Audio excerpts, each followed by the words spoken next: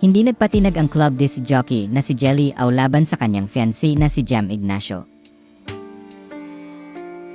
Sa kanyang post sa Facebook nitong Martes, March 11, 2025, sinagot ni Jelly ang tanong ng netizens kung itutuloy pa ba niya ang reklamong inihain niya laban kay Jam. Sinabi ni Jelly sa kanyang post na itutuloy niya ang reklamo laban sa kanyang fiancé. Ayon pa sa kanya, alam daw niyang maraming katulad niyang biktima ng pang-aabuso ang takot magsumbong. Sinabi rin ni Jelly sa kanyang post na hindi raw porket mahal ng isang tao ay pinapalampas na lang ang mga maling nagawa nila. Anya, sa mga nagtatanong, yes po, tuloy na tuloy ang kaso. Di pwedeng ganon-ganon na lang. Ano siya, sinuswerte?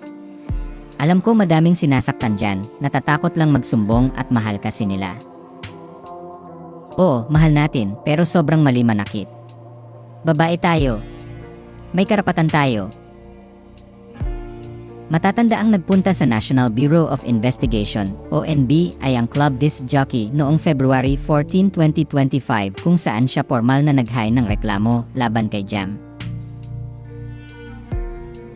Sa ulat ng ABS-CBN News noong February 20, 2025, sinabi ni Attorney Oscar Caraan sa panayam sa kanya ng ABS-CBN News na handa raw silang humarap sa anumang fiscal's office sakaling maisampa ang reklamo doon laban sa kanyang kliyente. Umaasa rin ang kampo ni Jam na maayos ang gusot na ito sa labas ng korte.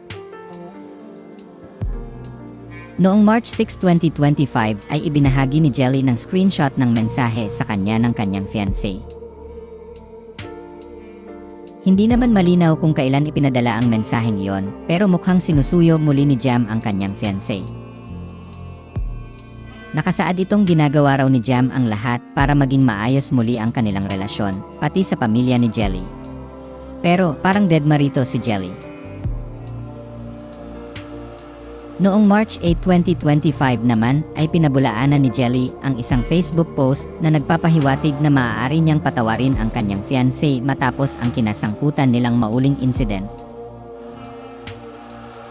Ibinahagi ni Jelly sa Instagram stories ang screenshot ng isang Facebook post na nagko-quote sa kanya at may nakalagay na caption sa itaas na galing ng gumawa nito. Palakpakan sa muka.